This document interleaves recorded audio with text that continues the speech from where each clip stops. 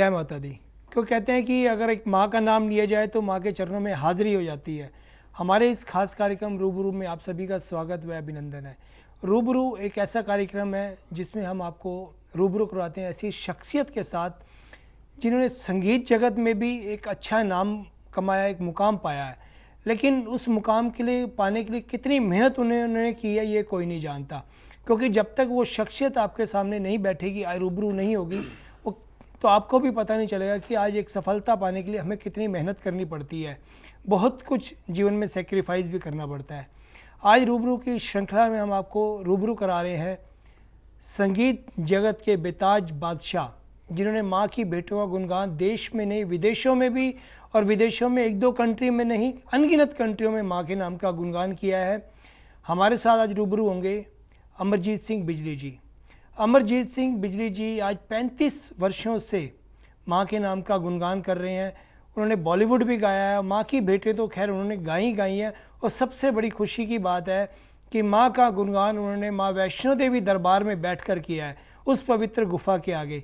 उनसे चर्चा करेंगे उस पवित्र गुफा के बारे में, उनके इस शानदार सफ़र के बारे में, जो इस संगीत जगत से उनका जुड़ाव है और वो संगीत को माध्यम बना के लोगों के दिलों में माँ के नाम की जोत जगाते हुए आ रहे हैं।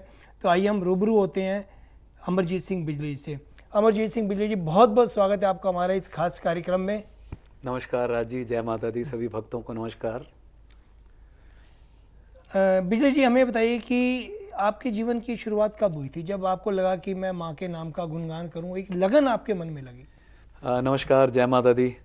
राज जी, बहुत अच्छा क्वेश्चन पूछा आपने। एक्चुअली शुरू से ही हमारे घर में एक धार्मिक माहौल था जी। तो हमारे घर में पूजा पाठ बहुत, मेरी मदर माता की भक्त थी, हम जैसे गुरुद्वारे में भी मानते हैं, मेरी दादी भी बहुत भक्त थी। तो हमारे घर में एक वो गंगा जमुनी वाला संगम था। जी जी जी। वो सभ्यता थी, वो संस्कृति थी। तो शुरू से ही हमारे घर में बहुत धार्मिक माहौल था। तो वो कहीं ना कहीं मेरे जहन में और मेरे जैसे जैसे मैं बड़ा हुआ उसका बहुत प्रभाव पड़ा। तो मेरी समझ लो बचपन से ही शुरुआत हो गई थी। अच्छा जी। स्टार्ट मैंने स्कूल में गाना शुरू किया सबसे पहले। जैसे स्कूलों में देशभक्ति के गीत होते हैं या और जो गीत होते हैं, इंटर स्कूल कंपटीशन मैंने बहुत जीते। और आप ये समझिए कि इसी मेरे गाने की वजह से मैं सबका प्यारा था, टीचर्स का भी। प्रिंसिपल साहब बहुत मुझे प्यार करते थे, उसी वजह से मेरी फ़ीस भी माफ़ हो गई। अच्छा। क्योंकि आपको पता है स्ट्रगल का टाइम होता है, शुरू में हर इंसान ने गरीबी देखी होती है। जी। तो उस समय माता पिता के लिए, पेरेंट्स के लिए बच्चों को पढ़ाना एक बड़ा मुश्किल काम होता था। और जैसे कि और रिफ्यूजी फैमिली पाकिस्तान से आई थी, मेरे फादर भी वहीं से आए थे, तो बड़ा स्ट्रगल किया उन्होंने भी। तो मतलब मुझे उसका गाने का ये बहुत प्लस पॉइंट मिला कि जैसे मैंने गाना शुरू किया तो मुझे स्कूल में जैसे फ़ीस माफ़ हो गई, मुझे किताब वगैरह भी फ्री मिलने लगी और पूरे स्कूल में मेरा नाम हो गया। तो ये तो मेरी थी संगीत की शुरुआत। जैसे मैंने शुरुआत किया कुछ फिल्मी गानों से और कुछ देशभक्ति के गानों से, जिससे मेरी पहचान बननी शुरू हो गई। जी। तो जैसे आप स्कूल में गाते थे और देशभक्ति के गीत भी गाते थे, तो जब आप गाते थे तो माहौल, मैं बिल्कुल चर्चा करूँगा सामने का कैसे होता था? क्योंकि कहते हैं ना, उस टाइम जब हम देशभक्ति, इस देश के गीत को गाते हैं या हमारे जो राष्ट्र है, जिसकी हम मातृभूमि है, जिसकी हम पूजा करते हैं, अगर हम उसका कोई गीत गुनगुनाते हैं तो एक अलग सा रोमांच हमारे अंदर पैदा होता है, महसूस करते हैं हम। बिल्कुल ठीक बात। तो मैं उस पर चाहूँगा कि जब आप स्टेज पे खड़े होके, चाहे वो जनगण मन था या कोई भी गीत आप गाते, तो उस टाइम आप कैसा फील करते थे? देखिए, एक तो जब देश की बात होती है तो शरीर रोमांचित हो जाता है। एक जो फीलिंग आती है, जो एक प्राउड फील होता है कि हम इस देश के वासी हैं, इस देश के नागरिक हैं। तो उस समय, और देशभक्ति के गीतों में तो वैसे भी इतनी एक शक्ति, इतनी वो होती है कि आप जब देशभक्ति के गीत गाते हैं तो आपका जो अंदर से जो एक एनर्जी होती है, जो वो जागती है और आप उससे दूसरों को भी जगाते हैं। एक रोमांच होता है, एक देश के प्रति, जो राष्ट्र के प्रति तुम्हारी भावना होती है, वो व्यक्त होती है। तो वो देशभक्ति शुरू से ही, जैसे कि सब में होती है, वैसे मुझ में भी थी। और स्कूल में मैं एनसीसी में भी पार्ट लेता था, स्काउट्स में भी मैं रहा।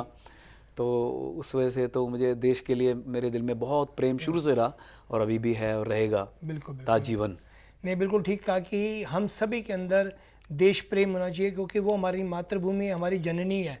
और जब हम राष्ट्र की बात करते हैं तो सबसे पहला कर्तव्य हमारे राष्ट्र के प्रति ही होना चाहिए। बिल्कुल, वो एक है ना, जननी जन्म भूमिश्च स्वर्गादपि गरेसी। जी जी जी बिल्कुल। जिस जन्म भूमि पे हम पैदा हुए हैं वो तो महान है ही महान है। हमारी माँ भी महान है जिसने हमें पैदा किया। बिल्कुल बिल्कुल।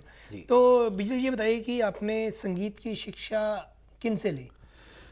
देखिए राजी, बड़ा अच्छा आपने सवाल किया। उस समय आप समझ सकते हैं, आज से 35-40 साल पहले अगर आप चले जाइए, मतलब 40 साल से भी ज़्यादा लगाओ, उस समय बड़ा स्ट्रगल का समय होता था जी।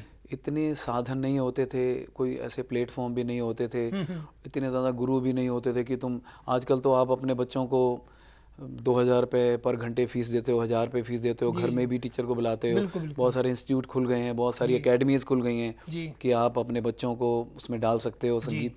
उस समय मैंने विधिवत संगीत सीखा नहीं, क्योंकि मैंने जैसे बोला कि आर्थिक स्थिति जैसे सबकी होती है वैसे हमारी भी थी। तो उसमें मुझे शुरुआती दिनों में गाने सीखने का मौका नहीं मिला। मैं आपसे बिल्कुल सत्य बताता हूँ आपके चैनल के माध्यम से। तो उसमें क्या हुआ कि मैं रेडियो सुनकर मैंने बहुत सीखा। तो रेडियो में रफ़ी साहब के गीत आते थे और जो फिल्मी गीत आते थे, तो उससे मेरी शुरुआत हुई। फिर जैसे मैं गुरुद्वारे जाता था, वहाँ रागी साहिबान गाते थे, तो उनको सुन के मुझे सीखने का मौका मिला। तो शुरुआत में आप ये समझ लीजिए कि एक रेडियो ही मेरा गुरु था। बिल्कुल। रफ़ी साहब या और जो बड़े सिंगर उस समय थे वो मेरे गुरु थे। जो गुरुद्वारे मंदिर में जाता था, वहाँ पर जो गीत चलते थे वही मेरे गुरु थे। उनको सुन सुन के मैंने संगीत सीखा। बिल्कुल बिल्कुल। बाकी गॉड गिफ्ट होता है, आप ये तो मानते हो। इसी बात पे आ रहा था कि ये तो गॉड गिफ्ट होता है। और जब माँ सरस्वती अपना वास करती है, आशीर्वाद देती है, और देखिए मन में लगन होनी चाहिए। बिल्कुल ठीक है। आपको जब आपके मन में लगन है कुछ सीखने की, तो आप उसको कहीं भी कैसे भी सीख सकते हैं। जी जी जी। जब आप एक दृढ़ निश्चय कर लेते हैं कि मुझे ये काम करना है, तो देखिए ईश्वर भी रास्ते अपने आप बनाता चला जाता है। बिल्कुल ठीक बोला जी। तो जब आपने शुरुआत करी, आपने जैसे आपने कहा कि रफ़ी के गीत गाए आपने, जी। और भी बहुत सारे गीत गाए, तो माता की तरफ आपका पहला गीत कौन सा था जब आपने माँ के चरणों में उस गीत को समर्पित किया, भेंट को समर्पित किया? जी जी। देखिए राजी, जब मेरा गाना शुरू हुआ स्कूल में और जब मुझे फिर कंपटीशन में काफ़ी अवार्ड मिले, लोगों में मेरी पहचान बनी, तो उस समय में कुछ संस्थाएं थी जो एक कंपटीशन प्रतियोगिताएं होती थी। उसमें एक बहुत बड़ी संस्था थी सखा, अमरजीत सिंह कोहली साहब उसके चेयरमैन थे और बहुत अच्छे अच्छे लोग उससे जुड़े हुए थे। तो वो एक रफ़ी अवार्ड कराते थे। अच्छा। तो उसमें जो पूरे भारतवर्ष से जो रफ़ी साहब को फॉलो करते थे, उनके गीत गाते थे, तो उनको बुलाया जाता था। कोई भी आ सकता था, बहुत लोग आते थे। तो मुझे मौका मिला, मैं गया वहाँ पर उस प्रतियोगिता में। तो वहाँ पर मैंने जब गाया तो माता रानी की कृपा से मुझे काफ़ी लोगों ने अप्रिशिएट किया। और बहुत ही मज़े की बात है कि सोनू निगम जो बहुत बेहतरीन कलाकार हैं बॉलीवुड के भी, मेरे दोस्त भी हैं, मेरे छोटे भाई हैं, तो वो भी उस प्रतियोगिता में उपस्थित थे। और ऐसी महारानी कृपा हुई कि सोनू को मुझे टाई हो गया, फर्स्ट अवार्ड। प्रथम पुरस्कार हमारा टाई हो गया। काफ़ी बड़े बड़े संगीत जगत के, बॉम्बे इंडस्ट्री दिग्गज जज वहाँ आए हुए थे, बड़े बड़े संगीतकार थे। तो उन्होंने क्योंकि सोनू की उम्र भी कम थी, छोटा भी था, बहुत अच्छा गाता है वो, नो डाउट इसमें है नहीं, तो उनको लगा कि ये दोनों ही हकदार हैं इस पुरस्कार के। तो उन्होंने हमें टाई कर दिया और दोनों को संयुक्त रूप से वो पुरस्कार मिला।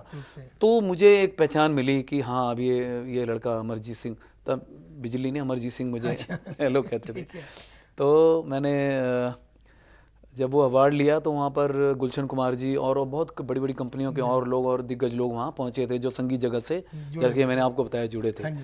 तो जब मैं वो अवार्ड लेके जब घर आ गया तो कुछ दिनों बाद मुझे सखा से फ़ोन आया कोहली साहब का, कि गुलशन कुमार जी ने आपको बुलाया, टी सीरीज़ कंपनी में आपको सुनना चाहते हैं, मतलब बुलाया, वो आपसे बात करना चाहते हैं। तो मैं बड़ा प्रसन्न हुआ, खुश हुआ, मेरे लिए बड़ी अपॉर्चुनिटी थी। तो मैं फिर टी सीरीज़ गया, तो मेरी मुलाकात हुई। तो देखिए, आपने माता की भेंटों की बात पूछी कि कैसे, देखो मेरी लगन तो थी, बचपन से मैं सुनता तो था ही, घर में भी हम लोग। तो वहाँ पर उन्होंने एक प्रोजेक्ट की शुरुआत कोशिश की उन्होंने, जो मुझे उनसे डिस्कस हुआ कि वो रफ़ी साहब के पुराने पंजाबी गीतों को एक वर्जन रूप में रिकॉर्ड करना चाहते थे, मेरी आवाज़ में, नई आवाज़ में। तो उनको मैं बड़ा उपयुक्त लगा, एक तो मेरी पंजाबी प्रोनाउंसिएशन भी ठीक थी और रफ़ी साहब की आवाज़ में मैं गाता ही था, तो उनको लगा कि ये लड़का जो है हमारे इस प्रोजेक्ट के लिए फ़िट है। तो उन्होंने मुझसे एक दो पंजाबी गीत सुने रफ़ी साहब के, जैसे प्यार दे भुलेखे किन्ने सोने सोने खा गए, अच्छा। और दो लच्छियाँ, जो पुरानी रफ़ी साहब की पुरानी फिल्मों में, हाँ, जो उन्होंने पुराने पंजाबी गीत गाए थे रफ़ी साहब ने। तो मैंने उनमें से एक दो उनको सुनाए, वो बहुत प्रभावित हुए, तो उसकी प्लानिंग शुरू हो गई। देखिए मैं आपको बताता हूँ कैसे माँ की तरफ मेरा रुख हुआ, या कैसे एक रास्ता बना, जैसे आपने कहा कि रास्ता बन जाता है। बिल्कुल बिल्कुल। तो जब ऐसा हुआ तो किसी कारणवश वो जो प्रोजेक्ट था वो नहीं हो पाया। अच्छा। तो गुलशन कुमार जी ने और उनकी टीम, जो भी उनके अधिकारी थे, सहयोगी अधिकारी थे, जो म्यूज़िक डायरेक्टर थे और लोग थे, तो उन्होंने मुझे बोला, बिजली जी आपकी आवाज़ अच्छी है, तो क्या हम अगर आपको कुछ धार्मिक गवाना चाहें जी, तो क्या जैसे माता की भेंटें वगैरह आप गा सकते हैं? तो मुझे तो जैसे मानो मेरी मुंह मांगी बात मिल गई। मैं बिल्कुल उसी समय मैंने उनको हाँ बोल दिया। मैंने कहा जी मेरी माता के प्रति बड़ी श्रद्धा है, मेरे परिवार में धार्मिक माहौल है, तो आप मुझे बोलोगे तो मैं माता की भेंटें जरूर गाऊंगा। उससे पहले जैसे आप समझ सकते हो कि जैसे कुछ मार्केट में गली मोहल्ले में चौकियाँ वगैरह थी, तो मैं जाता ही था, तो कई बार थोड़ा टूटा फूटा गाने का मौका भी मिलता था, कर लेते थे। तो तब वो मुझे प्रॉपर एक मौका मिला, तो उन्होंने मुझे एक मेरी कैसेट, तब कैसेट्स होती थी, हाँ जी, तो मेरी वो कैसेट 89 में रिकॉर्ड हुई, जगराते वाली रात। हाँ, तो उससे मेरा समझ लो कि धार्मिक कैरियर प्रॉपर तरीके से विधिवत शुरू हुआ। तो वो लोगों को काफ़ी मेरी भेंट पसंद आई और मुझे धार्मिक आयोजनों में बुलाया जाने लगा, और मैं मशहूर होना, मकबूल होना शुरू हो गया। तो माँ के जागरण होते थे, उसमें मुझे आमंत्रित करने लगे, आमंत्रण आने शुरू हो गए। तो ये मेरी धार्मिक जो थी शुरुआत बड़े अच्छे तरीके से टी सीरीज़ के माध्यम से शुरू हो गई। जी बिल्कुल, आपने ठीक कहा कि जगराता आपकी बहुत हिट कैसेट थी जो टी सीरीज़ से आई थी। लेकिन मैं दर्शक, आज बिजली जी हमारे साथ हैं, एक वाकया मैं ज़रूर शेयर करूँगा। जब ये पहली बार मुंबई गए, वो वाकया मैं चाहूँगा कि बिजली जी अपने मुख से उस वाकये को आप सभी को बताएं। बहुत ही इंटरेस्टेड वो वाकया है और बहुत कुछ इन्होंने को मिला भी उस वाकये से, मुंबई जाने से। तो मैं चाहूँगा बिजली जी आप वो बात जिक्र करें। हाँ जी राजी, ऐसा था कि जब ये मेरा शुरू हो गया सिलसिला, तो उसके बाद मेरी अगली उन्होंने फिर कैसेट करी, चिट्ठी आई मैया दी, और उसके बाद सिलसिला शुरू हुआ। तो फिर टी सीरीज़ की ये इच्छा हुई और उन्होंने मुझे बोला कि हम आपको बॉम्बे में बुलाना चाहते हैं, वहाँ रिकॉर्ड करेंगे आपको।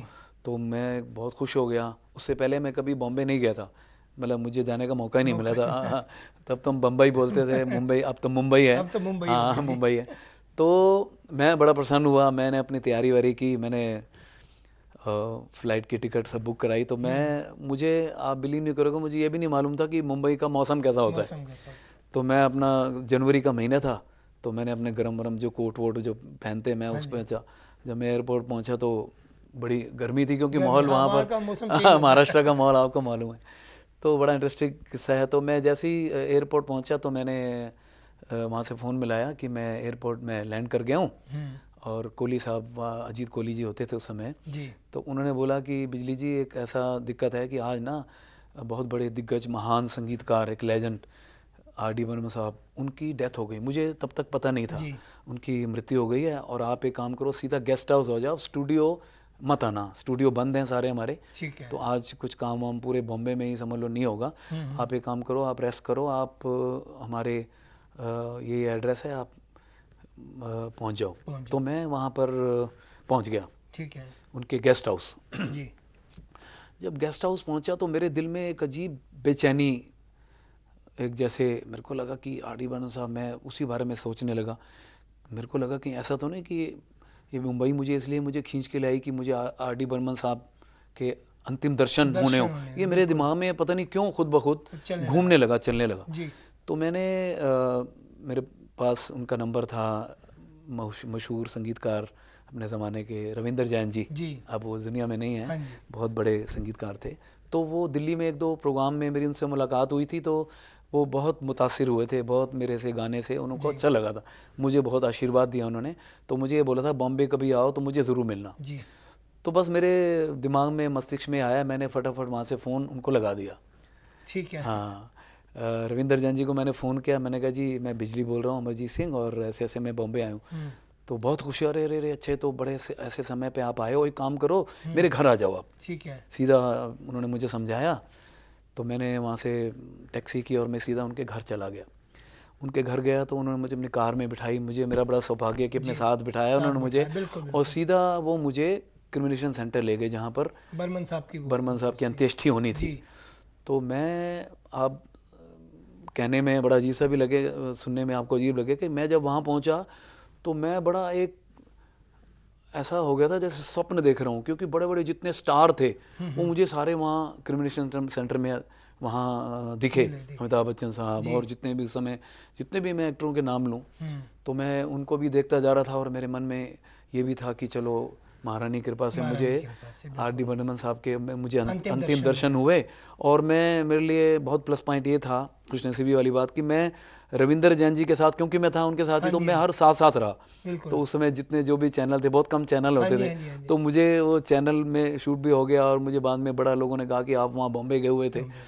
तो मुझे ये एक ईश्वर की कृपा, हाँ माता रानी की मेहर समझो, कि मुझे उनके अंतिम दर्शन भी हुए।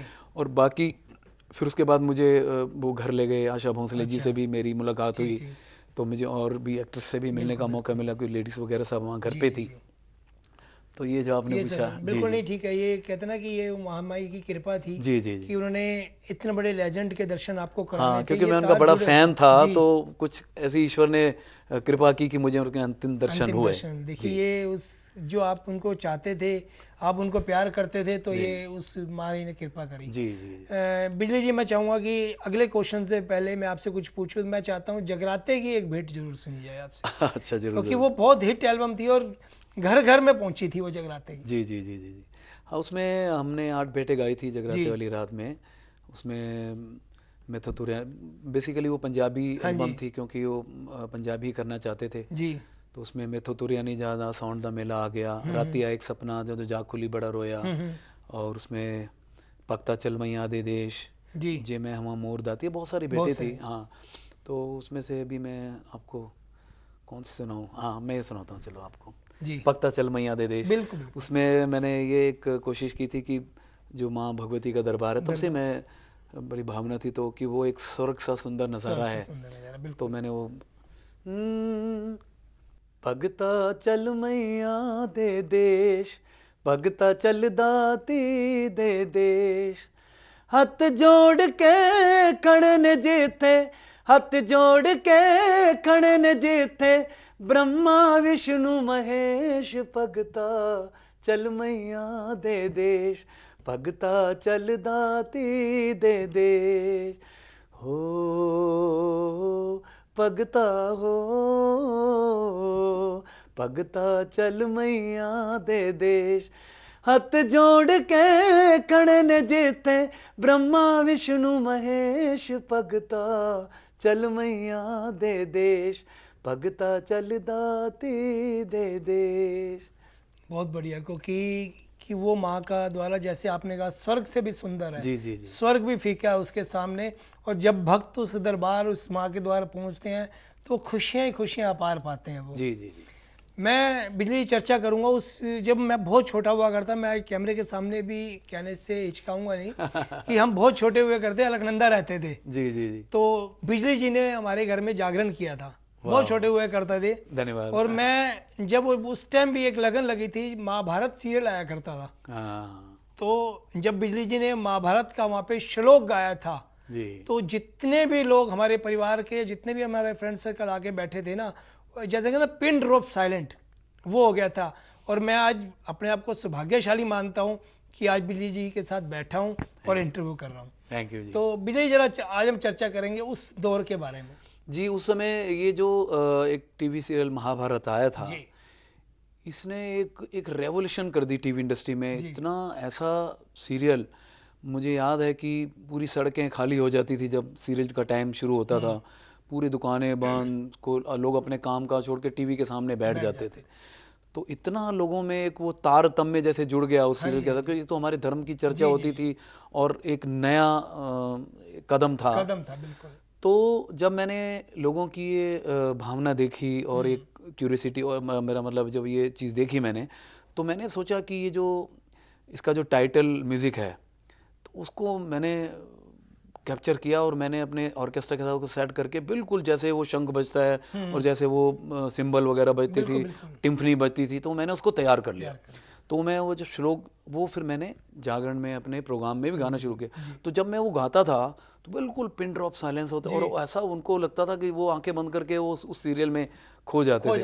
तो वो उससे मेरे को बहुत पहचान मिली। वो जैसे मैं प्रोग्राम में पहुंचता था, अभी मैं गाना शुरू भी नहीं करता था, लोग कहते यार वो महाभारत सुनाओ। मैंने कहा मुझे गाना तो शुरू करने दो एक ट्रेडिशनल तरीके से। तो फिर मैं उससे मुझे काफ़ी फ़ायदा मिला उसका, मुझे मेरी गायकी में भी काफ़ी फ़ायदा मिला और उससे मुझे काफ़ी प्रोग्राम भी मिलने शुरू हुए। यार वो बिजली से महाभारत ज़रूर सुनेंगे। तो वो मेरा काफ़ी एक वो जो पीरियड था वो मैंने काफ़ी गाया। वो था वो यदा यदा ही धर्मस्य ग्लानिर्भवति भारत। तो बिल्कुल वो मैं उसको ऐसा बिल्कुल जैसे वो महेंद्र कपूर साहब ने गाया था। और मैंने उसमें क्या किया था कि जैसे वो तो शुरू में श्लोक आता था ना, तो उसके बाद वो बीच बीच में जैसे वो श्लोक की कुछ लाइनें आती थी, तो मैंने वो सबको एक इकट्ठा करके ऐसा इम्प्रोवाइज़ करके और वो ऑर्केस्ट्रा के साथ सेटिंग करके, तो मैंने ऐसा कर दिया था कि वो लोगों को मेरा वो बहुत पसंद आया। बहुत पसंद। वो मेरी क्रिएशन थी और कुछ वो ऐसा। वही आपसे कहता था कि हम तो बहुत छोटे होते थे, लेकिन उस टाइम भी हम एकदम साइलेंट होकर बैठ गए थे जी, लेकिन उसमें कशिश इतनी थी जब आप गा रहे थे। आज भी देखिए इतने साल हो गए, मुझे कई बार बड़ा अजीब लगता है, लोग कहते हैं यार बिजली जो महाभारत सुनाओ। मैंने कहा वो समय नहीं है, और वो लेकिन कई लोग नहीं छोड़ते, तो उस समय मुझे कभी नहीं, हम भी नहीं छोड़ेंगे आपको, और हम भी चाहेंगे कि वो 2 लाइनें जो महाभारत की आप जरूर सुनाएं। अच्छा, वो उसके लिए आपको मैंने पहले बोला कि बड़ी तैयारी होती है, वाइब्रोफोन। सुना दीजिए, कोई दिक्कत नहीं। जी मैं आपको सुनाता हूँ। जी। कर्मण्येवाधिकारस्ते मा फलेषु कदाचन मा कर्मफल हेतुर्भू मार्ते संगो सभी कर्मणे। फिर पूछता था बिल्कुल, उसके बाद वो सारा ऐसा सिस्टम शुरू होता था। बिल्कुल नहीं, देखिए गीता, भगवान श्री कृष्ण ने जो गीता लिखवाई गई है, गीता पढ़ना हमारे जीवन का वैसे भी महत्वपूर्ण पार्ट है। जी जी, क्योंकि जीवन का सार उसके अंदर गीता में भगवान श्री कृष्ण ने उपदेश के रूप में दिया है। तो वही जो जब सीरियल में लोगों ने ये सब चीज़ें देखी, जी, जिन जिन चीज़ों से अनभिज्ञ थे बच्चों को या उनको लोगों को नहीं पता था, वो बारीक से बारीक चीज़ें लोगों को पता लगी, ज्ञान बढ़ा। देखिए सबसे बड़ी बात क्या है कि हमारी जो संस्कृति है, हमारी जनरेशन को उसका पता भी होना चाहिए। बिल्कुल ठीक। जो भी हमारी न्यू जनरेशन आती है उन्हें पता होना चाहिए कि हमारे ऋषि मुनियों ने, महापुरुषों ने कितने त्याग किए हैं हमारे इस धरती पर, इस भारत भूमि पर। बिल्कुल ठीक। तो उसका ज्ञान होना बहुत जरूरी है, क्योंकि जब आपको ज्ञान होगा हमारी संस्कृति का, तो हमारे संस्कार भी अच्छे होंगे। बहुत बढ़िया बात, बहुत बढ़िया बात बोली आपने। तो संस्कारों के लिए हमारे पवित्र ग्रंथों को आप, चाहे वो आज टीवी के माध्यम से हैं, सीरियल्स के थ्रू भी आते हैं, तो देखना भी चाहिए, और जितना ज्ञान हम उनसे अर्जित कर सकते हैं हमें करना चाहिए। बिल्कुल ठीक बोला राजी। देखो ये जितने भी धार्मिक ग्रंथ हैं, चाहे गीता हो, महाभारत हो, रामायण हो, गुरु ग्रंथ साहब हो, तो मैं तो ये बोलता हूँ कि हमें कई सवालों के जवाब उसमें खुद ब खुद मिल जाते हैं। आपका कोई क्वेश्चन हो, आप कुछ किसी चीज़ से उलझन में हैं, आपने वो कोई श्लोक पढ़े, आपने कोई शब्द सुना, आपने कुछ गुरबानी सुनी, तो वो आपको एक जैसे एक रास्ता मिल जाता है, आपके रास्ते को प्रकाश दिखाता है, आपको जीवन में आगे बढ़ने की प्रेरणा देता है, आपको जीवन चलाने का, अपने बच्चों को सामाजिक तरह, ये चीज़ें हमारे ग्रंथों में बहुत हैं आज भी। और ये हिंदुस्तान की संस्कृति को बाहर भी लोगों ने अपनाया है, और हमारे धार्मिक ग्रंथों को पढ़ के उन लोगों ने बहुत लाभ उठाया है, और अपनी जितनी उन्होंने की जीवन शैली है उसको उन्होंने बदलाव किया है। बिल्कुल बिल्कुल। तो ये तो बहुत अच्छी बात आपने बोली, मैं भी आप समर्थन करता हूँ कि बाहर के लोगों ने, जो बाहर के कंट्री देश है, उन्होंने भारत की संस्कृति को माना क्या, उनको जाना है, और कई लोगों ने इस ग्रंथों को ऐसे पढ़ा है कि अपने जीवन में उसको उतार लिया है। बिल्कुल ठीक बात है, बिल्कुल ठीक। बिजली जी, हम चर्चा करेंगे। मैंने जैसे स्टार्टिंग में भी जिक्र किया था कि बहुत से देशों में आपने माँ के नाम का गुणगान किया है, लेकिन उससे पहले मैं चर्चा करूंगा उस पवित्र दरबार का, उस स्वर्ग से सुंदर का, जिसको आपने नाम दिया है, कि उस पवित्र गुफा के सामने बैठ के उस पवित्र स्थान पर आपने महामाई का गुणगान किया है। जब आपके पास पहला आमंत्रण आया उस दरबार में, उस पवित्र गुफा में गुणगान करने का, तो उस टाइम आपने कैसा महसूस किया? देखिए मुझे राजी, उससे पहले कटरा में एक बहुत बड़ा प्रोग्राम होता है, इंटरनेशनल फेस्टिवल टाइप का होता है, जिसमें इंटरनेशनल डिवोशनल म्यूजिकल कंपटीशन। जी जी जी। तो ये माँ के दरबार पे गाने से पहले मैं आपको ये बातें भी बताना जरूरी समझता हूँ। एक तो मुझे वो प्रोग्राम करने का मौका मिला जिसमें देश विदेश से बच्चे गाते हैं, माँ की भेंटें गाते हैं, उनको फिर जजमेंट होती है। तो मुझे एज ए जज वहाँ मौका मिला, मेरी खुशनसीबी है। तो एज ए जज मैं वहाँ गया, उन लोगों को मैंने जजमेंट की, उनको फिर जो अवार्ड वगैरह मैंने मेरे थ्रू जो और भी जज होते हैं, तो फिर उस आर्टिस्ट को, उस जज को परफॉर्म भी करना पड़ता। तो उसमें वो एक पंथ दो काज होता है, तो वो आर्टिस्ट को सुन भी लेते हैं। तो 1-1.5 घंटे का मेरी परफॉर्मेंस, तो वो प्रोग्राम मैं पहले कर चुका था। ठीक है। तो उससे पहले मैं और आपको थोड़ा और पीछे ले जाता हूँ। तो मुझे याद है, मैं एक दिन वैष्णो देवी गया, बहुत पहले की बात है। तो तब ये पुजारी लोग बाहर संगीत गाते हैं, अभी भी चलता है, अभी भी गाते हैं, बिल्कुल। तो मुझे याद आता, पुरानी गुफा से भी दर्शन होते थे, बहुत ही ऐसा लगता था स्वर्ग में आ गए, तो कहने की बात है। तो मैं जब वहाँ पहुँचा तो एक पुजारी जी ने, देखो मेरी किस्मत देखो क्या समझो, और मुझे वहाँ बैठे बुलाया उन्होंने। कहने बिजली जी, सॉरी बिजली जी तो उनको तो नहीं मालूम था। कहने आप भेंटे गाते हो? मैंने कहा जी बिल्कुल गाता हूँ। पता नहीं उन्होंने मुझे कहाँ सुना, क्या सुना। कहते आप एक काम करो, एक भेंट सुनाओ। हारमोनियम पड़ा था, मैंने वहाँ एक भेंट गा दी। बहुत, मुझे ईयर भी याद नहीं है, मुझे साल भी याद नहीं है कि वो कब की बात है। तो मेरी हाजिरी तो माँ ने प्रमाण तभी कर ली थी। अच्छा, उसके बाद फिर जब ये मुझे मौका मिला या अपॉर्चुनिटी मिली श्राइन बोर्ड की तरफ से कि मैं वहाँ गाऊँ, तो मैं तो मानो मेरी मन की मनोकामना पूर्ण हो गई कि गुफा के बाहर माँ के चरणों में, मतलब समझ लो माँ के आंचल में बैठ, माँ की गोदी में बैठ के आप गा रहे हो। बिल्कुल। तो मैंने आपको बड़ा खुशनसीब समझा। और आप ये देखिए कि नवरात्र के पहले दिन ही मुझे गाने का मौका मिला। मैं आपको बताना चाहूँगा कि मेरे घर में पूरा एक पूजा का स्थान है, मंदिर है, माँ की प्रतिमा है, और हमारा परिवार सुबह दो समय पूजा हम लोग करते हैं, जो जगाते हैं, दुर्गा चालीसा और बाकी पाठ होते हैं, भोग लगता है। तो मैंने उनको बोला, मैंने कहा जी पहले नवरात्रे, क्योंकि मेरे घर में दुर्गा सप्तशती का पाठ होता है और अखंड जोड़ जगती है, तो मुझे आप पहले नवरात्रे की जगह दूसरा नवरात्रा मौका दे दो जी, तो ताकि मैं घर का भी शुरुआत हो जाए और मैं दुर्गा सप्तशती का शुरुआत करूं, संकल्प करके वो जोत, अखंड जोत खुद अपने हाथ से जगा लूं। क्योंकि सुबह की फ्लाइट थी, मैं समझ गया था कि मैं जोत नहीं जगा पाऊंगा, मतलब एक दिन पहले क्योंकि वहां पर 5 बजे सुबह आरती में परफॉर्म करना होता है। तो बात थोड़ी लंबी है, लेकिन बतानी जरूरी है। तो जो उन्होंने बोला, नहीं जी बिजली जी, हम चाहते हैं कि पहला नवरात्रा, पहली आरती हम आपसे ही करना चाहते हैं। तो मैंने तो माँ को धन्यवाद किया, मैंने कहा महारानी आपका हुक्म ही है। तो मैंने फिर वहाँ जाके एक दिन पहले हम लोग वहाँ पहुँच गए, रात को हमने वहाँ स्टे किया, माँ की आंचल में ही, वहाँ उनका बहुत अच्छा इंतजाम होता है। तो फिर सुबह जो प्रथम आरती होती है, तो तब मैंने वहाँ पर गाया, और मुझे होश नहीं था मैं कहाँ हूँ, मतलब मैं माँ के चरणों में इतना लीन था, और भक्त वहाँ जो बैठे थे इतने लीन थे, जो मेरी तार जुड़ी माँ के दरबार में। देखिए भक्ति संगीत में वही होता है कि जब तारतम्य स्थापित होता है, बिल्कुल। तो मेरी कोशिश यहाँ पूरे भारतवर्ष में भी होती है, जब मैं गाता हूँ मेरे तार जुड़े, लेकिन वहाँ तो कुछ अलग ही माहौल था, एक अलग वाइब्रेशन थी, एक हवाओं के अंदर जो झोंकों में एक माँ का नाम था। तो मुझे बहुत ही, मैं वो जो अनुभव है भूल नहीं सकता, वो मेरे हृदय में, मेरे मस्तिष्क में। मैं बहुत शुक्रिया अदा करता हूँ श्राइन बोर्ड का, जो लोगों ने मुझे इनवाइट किया, उन सब का, कि मैं चाहूँगा कि महारानी मुझे आगे भी मौका मिले, मैं वहाँ गाऊँ। तो बड़ा अच्छा मेरा अनुभव रहा कि वाइब्रेशन, जैसे आपने कहा था कि वाइब्रेशन ही इतनी अच्छी है, और वो माँ का आंचल, माँ की गोद है वो। हाँ जी, बिल्कुल। जब आप वहाँ बैठ के गुणगान कर रहे हो, मैं ख्याल 3 या 4 बार आप कर चुके हो वहाँ गुणगान। हाँ जी, मुझे कर चुके हो ना, ज़्यादा मेरा ये आइडिया है नहीं, मतलब मुझे माँ की गुफा के सामने तो पहली बार ही मौका मिला जी। बाकी मैंने जैसे आपको बताया वैसे गाया, क्योंकि एक जो प्रोग्राम इस तरह का जो ये श्राइन बोर्ड ने जो शुरू किया, तो इसमें मुझे गाने का मौका मिला। तो ये मेरे लिए एक बहुत बड़ी, मतलब बहुत बड़ा अवार्ड था, अपॉर्चुनिटी थी, एक सेवा थी। और उससे पहले मैं एक चीज़ और भी आपको बताना चाहूँगा, जो बहुत कम लोगों को मालूम है, मैंने कभी बताई भी नहीं, तो आपके चैनल के माध्यम से बताता हूँ।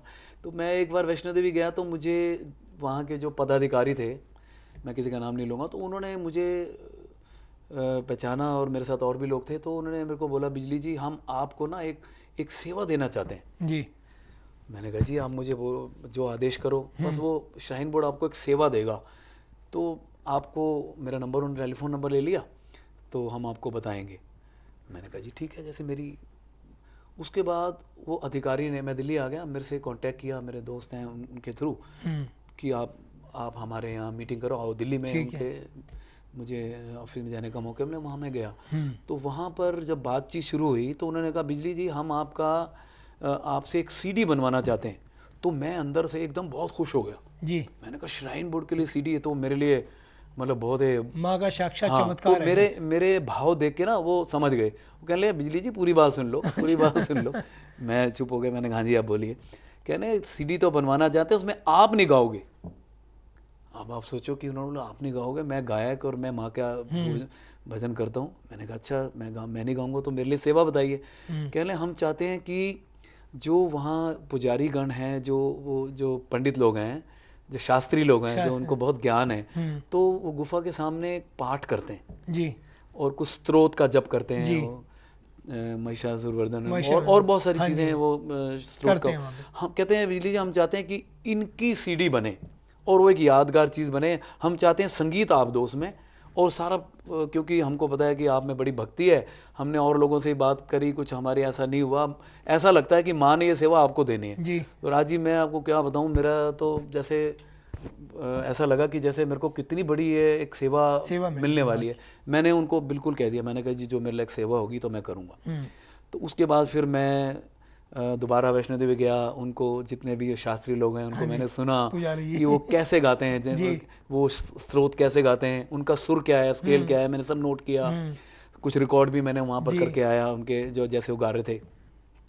दिल्ली आके फिर स्टूडियो में हम लोगों ने सारे म्यूजिशियन बुलाए, जितने कलाकार थे, वो जितना उन्होंने स्रोत थे, फिर उनको हमने मतलब हम कोशिश की, मैंने उनको गवाने की, कहाँ पर कैसे क्या गाना है। तो वो एक 2 सीडी का सेट उन्होंने बनाया था, ठीक है, वैष्णो देवी स्तुति के नाम से। तो मैं सोचता हूँ कि ये एक कलाकार के लिए बहुत बड़ी बात है, और मेरे लिए एक बहुत ही एक आशीर्वाद था ये श्राइन बोर्ड की तरफ से माँ की के प्रति। तो मैं अपने कृपा से समझता हूँ कि किसी को मौका नहीं मिला, ये मुझे ही मिला।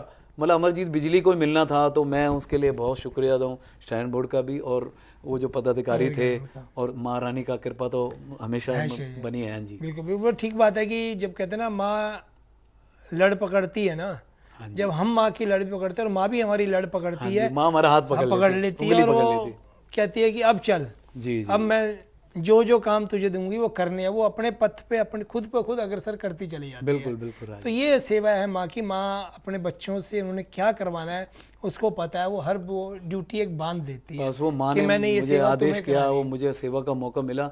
मैं अपने आप को आज भी इतना गदगद महसूस करता हूँ, इतना भाग्यशाली महसूस करता हूँ कि वो मेरे लिए एक, मतलब मैंने कितना सीरीज गाई, कई कंपनियों के लिए गाई, कई म्यूजिक कंपनियों के लिए गाई, लेकिन जो मैंने गाया नहीं, लेकिन उसमें जो मेरा माँ ने वो जो योग लिया, वो मेरा भाग लिया, वो पुजारी आज भी मुझे वो शास्त्री वगैरह याद करते हैं कि आपने हमें ऐसे बोला था ये। क्योंकि कई बार क्या होता है कि कुछ चीज़ों को हमारी संगीत में कहते हैं निभाना पड़ता है। कोई लिरिक्स या कोई भेंट या कोई भजन आपको ऐसा दिया जाता है, तो कुछ शब्द आगे पीछे करके उसको संगीत में एडजस्ट करना पड़ता है। तो मैंने कोशिश की, और वो संगीत भी वो लोगों को बड़ा पसंद आया। मैंने अपने तरफ से भी जो एक्स्ट्रा भी एफर्ट्स थे, जिसमें कुछ जैसे कमेंट्री भी मैंने, शमी नारंग साहब बहुत बड़े उस समय न्यूज़ रीडर थे, और उनकी आवाज़ में बड़ी उनको भी मेरे दोस्त, मेरे मित्र हैं, उनको भी मैं उसमें शामिल कर लिया।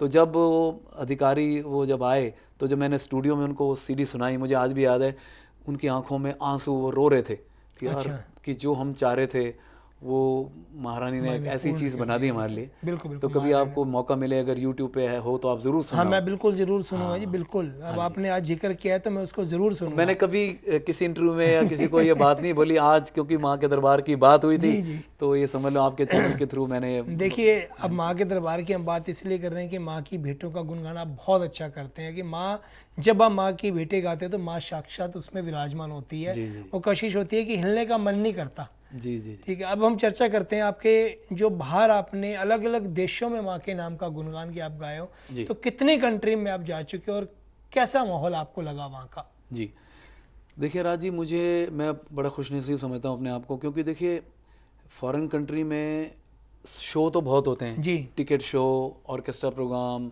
इस टाइप के जो बॉलीवुड सिंगर, ये बहुत होते हैं, लेकिन एक कलाकार को यहाँ से निमंत्रण आना हिंदुस्तान से बाहर और माँ की जोत जगाने के लिए और भक्ति संगीत के लिए, ये बहुत बड़ी बात उस समय में बहुत कम होता था, अब तो थोड़ा शुरू हो गया।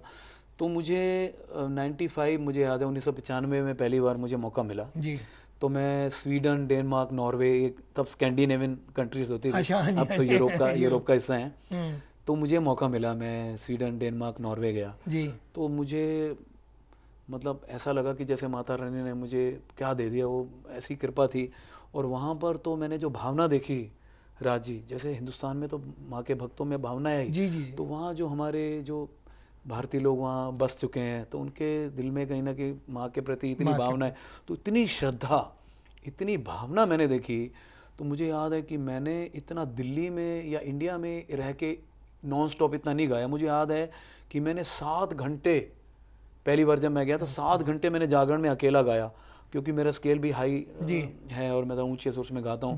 7 घंटे नॉन स्टॉप गाना, वो लोग मतलब एक चमत्कार था वहाँ पर, ऐसा माहौल था। उसके बाद मुझे स्वीडन, डेनमार्क, नॉर्वे में 7-8 बार बुलाया जी। मुझे रिपीट ऑफ 97 में गया और बहुत सारे वर्षों में मैं गया, और मुझे वो आज भी मुझे इतना प्यार करते हैं, इतना प्यार करते हैं। उसके बाद मुझे फिर इंग्लैंड में जाने का मौका मिला, फिर मैंने लंदन और इधर मैनचेस्टर, लीड, बर्मिंघम, वॉल्सल एक जगह है, बाबा बालक नाथ जी का मंदिर है, अच्छा, वहाँ मुझे गाने का मौका मिला। तो मुझे इंग्लैंड भी कई बार, यूके में बहुत बार मौका मिला। तो उसके बाद फिर मैं हांगकांग, सिंगापुर, कनाडा, मेरे को महारानी ने फिर उसके बाद मुझे कई जगह बुलाया। मैं अपने आप को बड़ा खुशनसीब समझता हूँ कि मुझे माँ की भेंटें गाने का मौका मिला। और देखिए सबसे बड़ी बात है कि माँ के नाम की जोत आपने हमारे इस देश में तो की, लेकिन विदेशों में जितने लोगों को माँ के नाम की जोत से आपने जोड़ा, ये बहुत बड़ी सेवा है जी। कि जब आप गुणगान करते हो और वो उनका ध्यान उस माँ में लगता है, उस जोत में लगता है ना, तो ये कृपा माँ की भी बरसती है और माँ एक निमित्त बना के भेजती है। बिल्कुल, आपने बिल्कुल ठीक कहा। देखो शुरू में जैसे मैंने आपको बोला, मैं रफ़ी साहब के गीत भी गाता था, पंजाबी गाने भी गाता था, पंजाबी फूड फेस्टिवल कहीं होता था, तो मैं काफ़ी पुराना सिंगर था, मैं नाम नहीं लेना चाहता, जो अभी सिंगर है मेरे बहुत बाद में, जो पंजाबी सिंगर है वही मेरे बाद में आए इंडस्ट्री में, तब मैं तब से पंजाबी गाता था। तो लेकिन जब मैंने माँ के चरणों में जब मेरी हाजिरी लगनी शुरू हुई, तो फिर मैंने बाकी गाना मुझे अच्छा नहीं लगता। तो फिर मैंने यही प्रण कर लिया, धारणा कर लिया कि मैं सिर्फ और सिर्फ भक्ति संगीत ही गाऊंगा। और तब से मैं माँ के चरणों में, मेरे इतने सारे सीडी हैं उसके कंपनी से, मतलब कैसेट्स, और फिर उसके अलावा फिर मैं अब सिर्फ धार्मिक गीत गाता हूँ। मुझे एक अंदर से एक जो संतुष्टि और एक अनुभूति, शांति, और महारानी की कृपा से ही मेरे परिवार मुझे सब बहुत ही, ये सब माँ की कृपा है, इसलिए बिल्कुल माँ की कृपा हमेशा बनी रहे। अब हम चर्चा करेंगे आपके थोड़ी सी फैमिली के बारे में, आपकी वाइफ के बारे में, आपके बच्चों के बारे में, और आपकी जो दिनचर्या है घर की। मैं चाहूँगा कि एक बार आप सभी दर्शकों को वो भी बताएं। हाँ, मैं दर्शकों को बताऊं, देखो आजकल तो जब से ये कोरोना काल शुरू हुआ है तो दिनचर्या सबकी काफ़ी, आपकी हमारी सबकी थोड़ी डिस्टर्ब हुई है और बिगड़ी है, थोड़ी चेंज हुई है।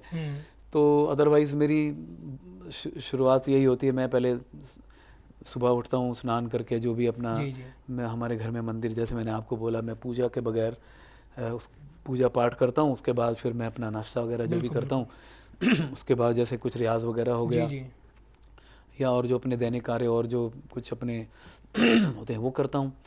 उसके बाद कुछ रिकॉर्डिंग वगैरह है या कुछ ऑफिशियल्स काम है, आपको होता है हिंदुस्तान में रह के, कुछ इनकम टैक्स है, ये है, सीए को मिलना है, या ये जीएसटी, जो भी एक आम आदमी के साथ जो होते हैं, वो मेरे साथ भी वही दिनचर्या है। उसके बाद अपने बच्चों के साथ बैठ लिया, टीवी देख लिया, कुछ रियाज कर लिया, ऐसे ही मेरा चलता है। बाकी परिवार में मेरे 3 बच्चे हैं। राजी सबसे बड़ी मेरी बिटिया है, क्योंकि 93 में मेरा विवाह हुआ था, तो 94 में उसका बर्थ हुआ। सबसे बड़ी बेटी वही है। तो वो एक बहुत अच्छी कंपनी में कार्यरत है, काफ़ी अच्छी क्वालिफाइड, उसने एमबीए किया है और एकेडमिक बहुत इंटेलिजेंट है। उसके बाद मेरा एक बेटा है, वो साइकोलॉजिस्ट है, उसने ऑस्ट्रेलिया में मास्टर किया है। हाँ, उसके बाद एक मेरा छोटा बेटा है जो 12th करके अभी कॉलेज में उसने एडमिशन लिया है।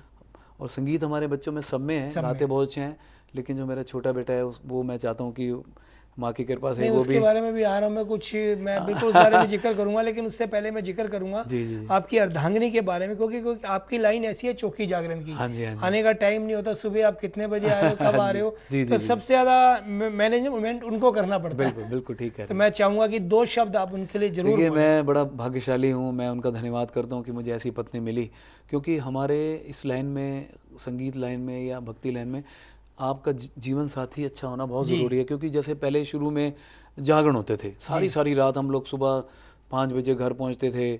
तो उसके बाद फिर जब थोड़ा और मैं मशहूर हुआ तो मैंने इंटरवल में, जैसे मध्यांतर होता था मध्यांतर 2-2:30 बजे से, जब आप समझ सकते हो हाँ जो जी, हाँ पुराने जी, लोग हैं, चाय का टाइम होता चाय था, का टाइम, प्रसाद का टाइम है, तो मैं आ जाता था। पीछे से मेरे कुछ कलाकार जो कलाकार तारा रानी कथा थी, जो वो पारंपरिक करते ढंग से वो करते करते थे, हैं। तो मैं रात को आके घर आके खाना खाता था मैं, क्योंकि प्रोग्राम में जाके खाना नहीं खाता था। जी क्योंकि गाना होता था गाना, 3-4 हाँ घंटे हाँ, नॉन स्टॉप, तो नॉन आप खाना खा के आपको नींद भी आती है। बिल्कुल तो मैं घर आके बिल्कुल ताज़ा खाना मेरे को गरम गरम मेरी पत्नी ने, और मेरे को कुछ नहीं पता, स्कूल में पीटीएम होती थी, मुझे नहीं पता, मैं नहीं गया, मेरी बिल्कुल वाइफ, तो उसने कदम कदम पे मेरा साथ दिया। तो जीवन साथी का बड़ा सहयोग है, बड़ा योगदान है मेरे मशहूर होने में, मेरे भक्ति में आगे बढ़ने में, मेरे गायकी में।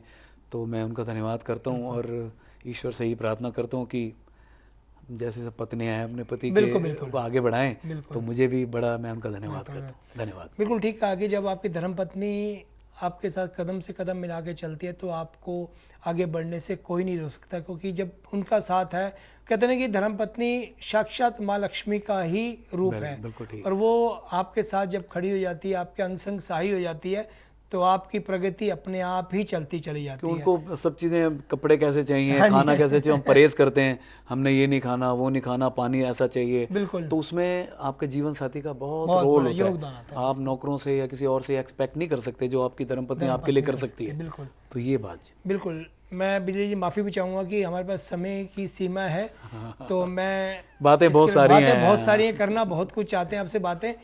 बिजली जी, माँ की कृपा तो देखो आप पर, आपके परिवार पर असीम बनी हुई है जी, लेकिन मैं, क्योंकि हमारे पास समय सीमा है, जी जी, लेकिन मैं चाहता हूँ कि एक जिक्र मैं जरूर करना चाहता हूँ आपके उस बेटे के बारे में जिसकी तारीफ मेहंदी साहब, दिलेर मेहंदी जी भी कर चुके हैं। वो गिटार बहुत अच्छा बजाते हैं। जी जी जी। मैं चाहता हूँ कि संक्षिप्त में कुछ आप उसके जी, वो मेरी खुशनसीबी है, जैसे हमारे पूरे परिवार में पहले कोई सिंगर नहीं था, मैं पहला सिंगर था। हाँ जी। तो उसके बाद माता रानी ने कृपा की, संगीत आया तो मेरे बच्चों में है। तो इस छोटे वाले बेटे में महारानी ने गॉड गिफ्ट शुरू से ही दे दिया था। जी। तो इसका कोई जन्मदिन, बर्थडे होता था, इसको कुछ गिफ्ट नहीं चाहिए, इसको कुछ ना कुछ साथ चाहिए होता। कभी मुझे वायलिन ले दो, कभी मुझे ढोलक ले दो, गिटार ले दो, और ये अपने आप ही बजाता था। इसको कुछ सीखता नहीं था, हर इंस्ट्रूमेंट बजा लेता था। तो इस पर माँ की बड़ी कृपा है, जैसे मुझ पर थी, मैंने भी ज़्यादा किसी से सीखा नहीं, तो गॉड गिफ्ट था। तो ये गाता भी बहुत अच्छा है। मैं बल्कि अभी 12 तक तो आपको पता है पढ़ाई होती है, तो अब मैं, महारानी कृपा रहेगी, जैसे मैंने सेवा की है भक्तों की, मैं वो भी चाहूँगा वो भी करेगा। तो उस पर माँ की कृपा है, बहुत सारे इंस्ट्रूमेंट वो बजा लेता है और गाता बहुत अच्छा है। तो ये आपका आशीर्वाद, मैं चाहूँगा कि वो कभी आपके यहाँ उसका भी बिल्कुल बिल्कुल, नहीं बिल्कुल, कोशिश पूरी रहेगी। जी जी। और कहते हैं कि जैसे महारानी कृपा है, गॉड गिफ्टेड है, और संस्कार जो मिले हुए घर से, जैसे मैंने शुरू में भी जिक्र किया कि आपके जो संस्कार होते हैं ना, वही आपके काम आते हैं। बिल्कुल ठीक है जी, बिल्कुल। ये मैं तो खुशनसीब समझता हूँ। ये मैं तो भक्तों का मुझे आशीर्वाद भी है, मुझे शुभकामनाएं, मुझे उनकी बेस्ट विशेस हैं कि मेरे बच्चे में भी ये गुण आए हैं। बिल्कुल। तो बस माता रानी करे, ईश्वर करे कि उस पर भी आशीर्वाद रहे। लेकिन हम समापन करेंगे एक आपकी अच्छी सी भेंट के साथ जो आप गुनगुनाएंगे उस महारानी की। हाँ जी, आज मतलब कुदरती आज इंटरव्यू में भेंटें कम हुई, हमारी बातें इतनी है, मैं आपको बताऊं, मेरे इतने अनुभव में, क्योंकि इतना साल मैंने, बिल्कुल एक 35 साल से लंबा एक पीरियड हो गया, बहुत बड़ा समय सीमा होती है। तो उसमें मुझे बहुत लोगों से मिलने, डायरेक्ट म्यूजिक डायरेक्टर और बहुत लोगों से मिलने का मौका मिला। आइए मैं 2 लाइनें आपको बिल्कुल बिल्कुल।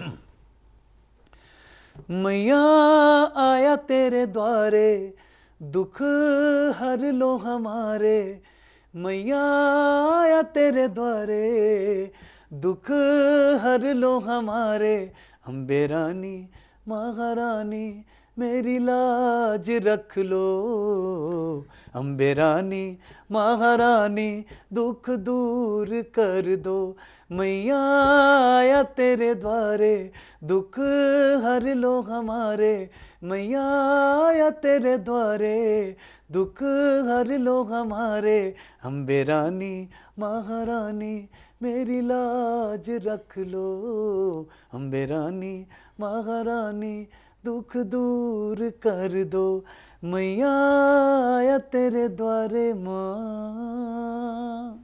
बहुत सुंदर शब्द बहुत सारी भेंटें हैं, हाँ, लेकिन मैं आपको क्या सुनाऊं, बिल्कुल नहीं, 2 लाइनों में पता नहीं लगता। हाँ, जी जी, बस बहुत अच्छे शब्द हैं कि जब हे महारानी सबकी लाज रखो, सबके दुख दूर करो। तो हाँ, ये शब्द बिजली जी ने अपनी इस भेंट में पिरोए हैं, और सच में महारानी सबकी लाज रखे, सबके दुख हरे। ये समय ऐसा है कि माता रानी सबको सुख सुविधा प्रदान करे, सबको दे आरोग्यता बख्शे, सबके दुख दूर हों, क्योंकि ऐसा कोरोना काल में काफ़ी लोग, ये बस ये है कि देह आरोग्यता, तंदुरुस्ती बहुत जरूरी है, पहला सुख निरोगी काया। बस महारानी को ये प्रार्थना करते हैं कि सब ठीक रहें, स्वस्थ रहें, बस। तो आज हमारे साथ थे भजन सिंगर अमरजीत सिंह बिजली, जिनसे हमने बात की उनके सफ़र के बारे में, उनके अनुभव के बारे में। उनके अनुभव बहुत हैं उनके पास, लेकिन हमारे पास समय सीमा की पाबंदी है। चर्चा उनसे बहुत सारी करना चाहते थे, कोई बात नहीं, फिर आप लोग जब याद करेंगे फिर दोबारा बैठेंगे उनके साथ और बाकी बातों पर उनसे चर्चा करेंगे। तो आज हम उनसे इजाज़त लेते हैं बिजली जी के साथ। बहुत बहुत धन्यवाद बिजली जी, आप आए और आपने हमें समय दिया और बहुत अच्छी ज्ञान की बातें हम सभी को बताई, इसके लिए दिल से बहुत बहुत धन्यवाद। मैं धन्यवाद करता हूँ दिशा चैनल का, सभी दर्शकों का, आप सभी का। जय माता की, जय माता की। आज के रूबरू में हमारे साथ थे भजन सिंगर अमरजीत सिंह बिजली जी, जिनसे हमने बातें की, जाना उनके सफ़र के बारे में, उनके अनुभव के बारे में। उनके पास अनुभव बहुत हैं, लेकिन हमारे पास समय सीमा की पाबंदी है, लेकिन हम चाहेंगे कि एक बारी फिर हमारे साथ हों और चर्चा करेंगे उनसे और बहुत सारी बातों पर। तब तक हमें इजाज़त दीजिए, अगले रविवार हम फिर आपसे रूबरू होंगे एक नई शख्सियत के साथ। जय माता दी।